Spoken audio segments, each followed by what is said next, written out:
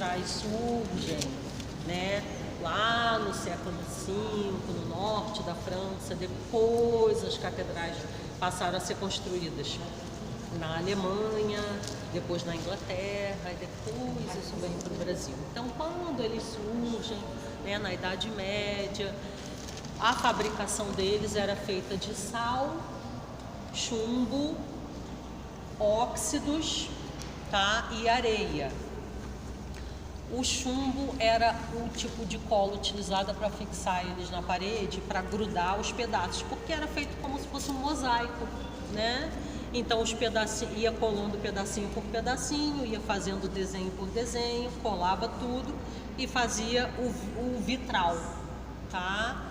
Então, na Idade Média, a função deles não era só embelezar o interior da igreja.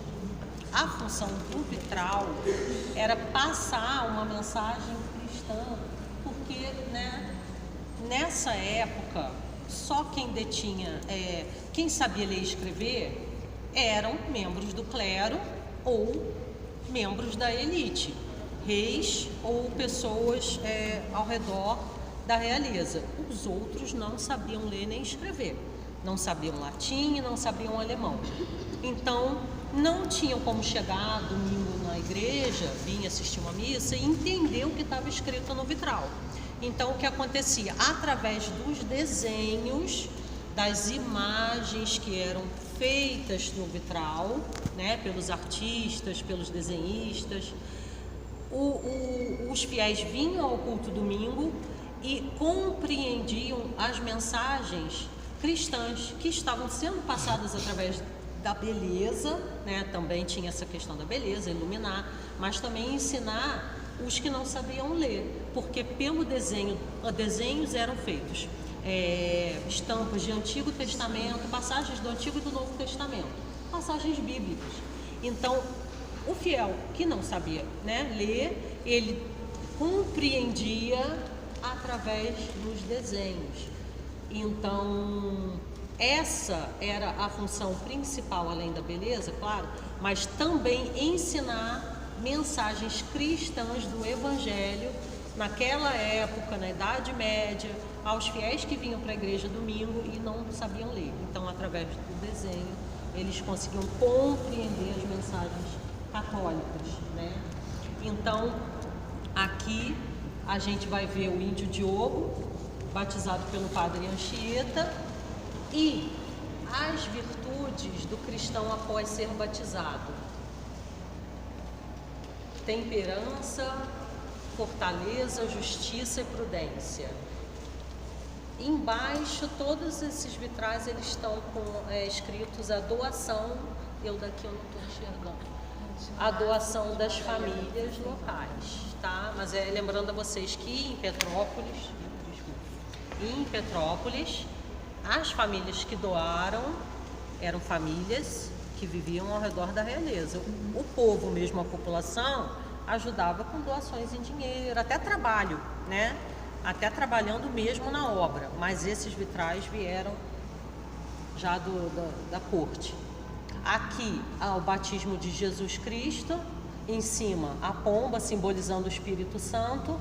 As virtudes também lá em cima, representadas pelos arcanjos. Aqui, o Constantino Magno, em 312, ele foi o primeiro imperador romano a se converter ao cristianismo. O Papa é o São Clemente, que está fazendo o batismo dele. Então, em Roma, ele foi o primeiro, né, rei, o primeiro imperador a se converter e se tornar cristão. Aqui, a igreja era também, né, padroeira do Brasil, da família imperial e da cidade de Petrópolis.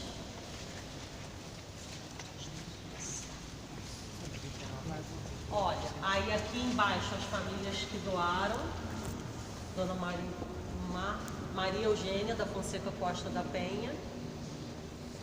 Aqui também, todos esses vitrais que estão representando algum todos os nomes nos vitrais que vocês vão ver são nomes também que encontramos nos nomes dos membros da família imperial. Pedro, todos esses nomes assim, Francisco, João, tá? Aqui, ó, também tá a doação. As rosáceas, eu não falei para vocês. Também esse estilo de construção que chama rosácea, a quantidade que existe desse tipo de vitral na França, em Paris, assim, a maior parte dos vitrais dentro da igreja são rosáceas. Então a rosácea eles acreditavam, né, dentro do cristianismo, que ela estava simbolizando o espírito da mãe de Cristo, de Maria. Então esse é o simbolismo, né, pela doutrina católica da presença de Maria. Aquele ali, Santa Elizabeth da Hungria, porque Dom Pedro de Alcântara, quando ele financiou também a compra desses 4 vitrais, ele financiou inclusive o Pedro de Alcântara, que tinha o mesmo nome dele, né? Porque ele recebeu esse nome por causa do São Pedro de Alcântara, porque ele nasceu 15 de outubro, o Pedro de Alcântara, o santo padroeiro é do dia 18, se eu não me engano. A Elizabeth da Hungria, Santa Elizabeth da Hungria, porque a esposa do Pedro de Alcântara também era Elizabeth Adelaide, tá? Então, também os mesmos nomes que eram nomes de membros da família imperial, então nós podemos encontrar aqui nos vitrais.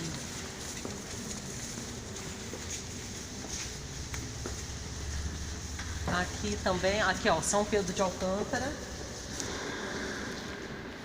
Esse veio lá da casa da Materista junto com a Santa Elizabeth da Hungria. Santa Teresa d'Ávila.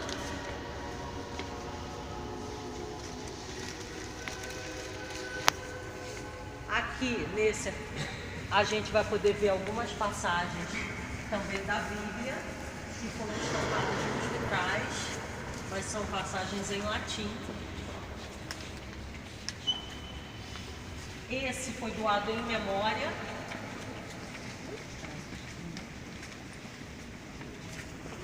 A família Porciúncula aqui em Petrópolis era uma família tradicional, né, no período do Império.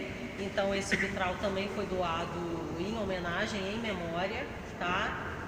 A família Porciúncula, além de ter doado, também homenageou o falecido. Deixa eu ver se o pessoal está sentindo. Simão. Simão. Pois, ficou tranquilo. Então, como eu expliquei para vocês, não só, né, a gente vai analisar aqui o vitral como uma obra de arte, né, que você entra e ilumina a igreja, algo que assim, né, traz beleza ao ambiente, mas sim ele era analisado quando foi criado, na época que foi criado e na região que foi criado, para poder transmitir, né, as mensagens, né, cristãs para os que não tinham, né, não tinham esse conhecimento na época. Aqui, né, nós temos toda essa simbologia dos santos, né, da Igreja Católica. Tem ali, vários têm a passagem de Maria, vários têm a passagem de algum momento da vida de Jesus. Na França, na Catedral de Paris, a maior parte dos vitrais, eles estão mostrando o cotidiano da vida dos reis. Tem o Carlos Magno, tem vários outros. Então o vitral ele é todo montado para poder passar a mostrar, né, para o povo que ia na igreja para assistir à missa, vários aspectos da vida dos reis, do cotidiano dos reis, tá? Aqui mais uma rosácea. Esse estilo gótico, né, no caso nosso é o neogótico, que é século XIX, traz algumas características das catedrais da França. Então, suponha os arcos em forma de ogivas como característica, né? Do lado de fora, a igreja tem várias os pináculos, ela tem várias varandas que tem os pináculos. Do lado de fora também, algumas têm um gárgula, não sei se vocês já viram, também características, né, góticas de construção, as rosáceas, os púlpitos espalhados pela igreja, que era o local onde, né, aos domingos era feita a missa. A construção dela também foi feita dessa forma, como era na França, né, na época medieval do século V. A porta, a luz do sol, ela tinha que entrar de forma que a luz do sol chegasse em cima do altar, tá? Isso era uma tradição também na época medieval, né, na Europa. Então, quando abrisse a porta da igreja, a primeira luz do sol tinha que bater aqui em cima no altar, aonde o padre estivesse fazendo a primeira missa da manhã.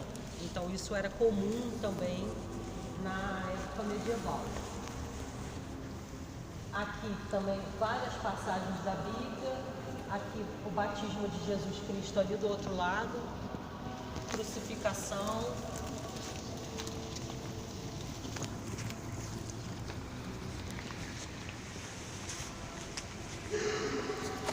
Todos aqui também tem passagens bíblicas e também todas escritas em latim. Você sabe me dizer alguma coisa? Porque curioso aqui me parece que é uma porta de acesso É, externo. do lado de fora, é. E por que que ela tem esse recuo aqui, esse avanço aqui dentro? Você sabe me dizer alguma coisa? Do quê? Ela tem essa parte de avanço protegendo a porta ou seria uma segunda porta? Eu não sei. Por Não, que não, que... é só mesmo acesso para o lado de fora. É só mesmo uma porta de acesso.